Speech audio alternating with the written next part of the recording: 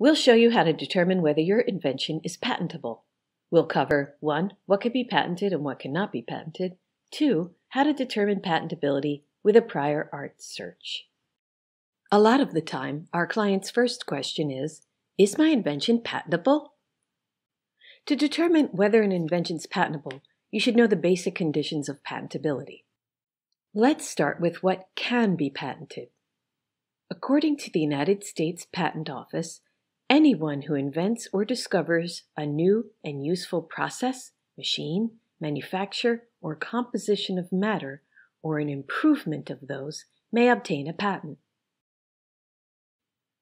The key words to remember here are new and useful.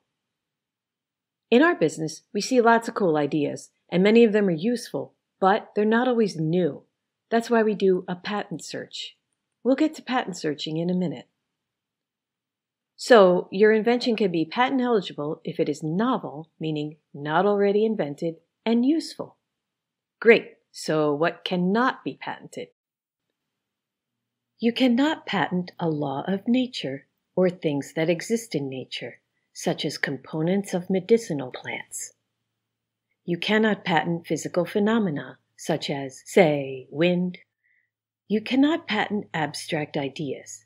An example of that would be a mathematical formula. And you cannot patent an idea.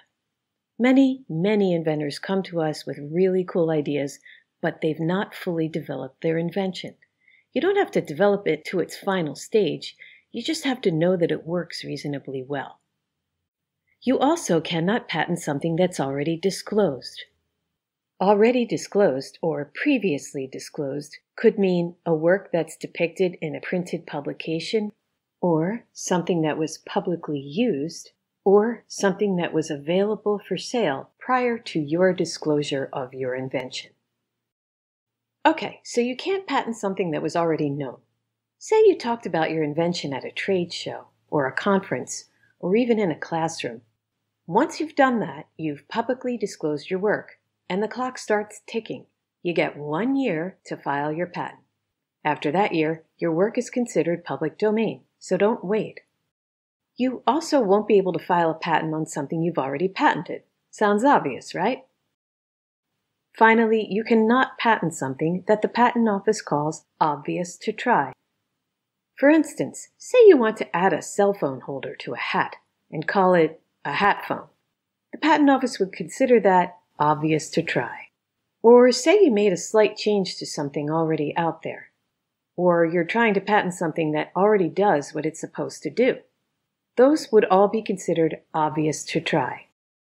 Okay, we know that the United States Patent and Trademark Office says that something is patentable if it is novel, useful, and not already invented. We already believe our invention is useful. That's why we're spending all this time and effort on it. So we can check that off the list. But what about the other two? Novel and not already invented.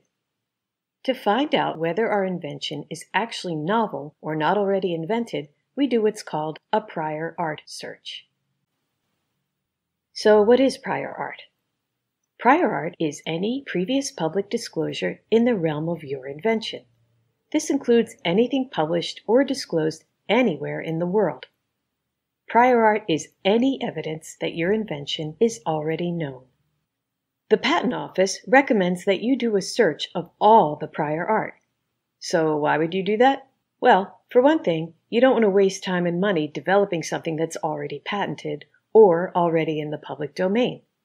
Doing a prior art search also gives you a ton of knowledge about the state of the art. You can learn a great deal during a patent search that'll help you make good business decisions and save you a lot of money. A prior art search includes searching for both products and patents.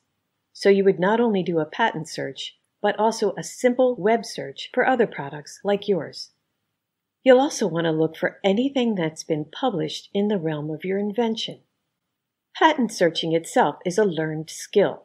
Usually, when you hire a patent agent to prosecute your patent, they'll do a prior art search to give you an honest appraisal of whether your invention is patentable.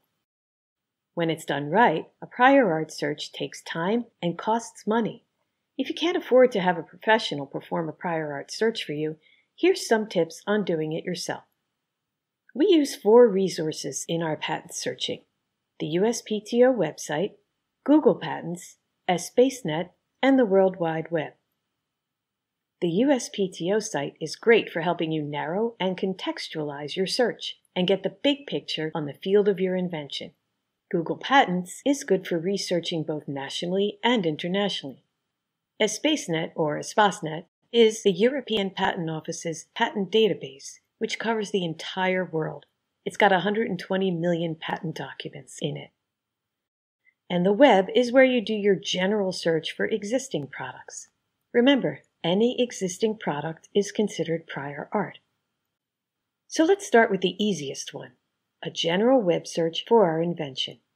In this example, I'm searching for a cell phone holder that you wear. I like to start on Amazon because that narrows things down for me as to what's currently being bought and sold. So I do a quick search on Amazon for my invention. Say your invention is not something you'd see for sale on Amazon, like maybe a new app that you're developing. In that case, you would start with a search on the App Store on your phone.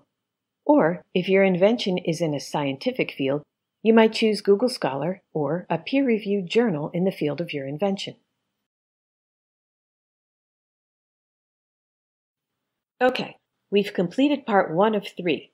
We've learned what's considered patentable and what's not, and we did the first steps of our prior art search.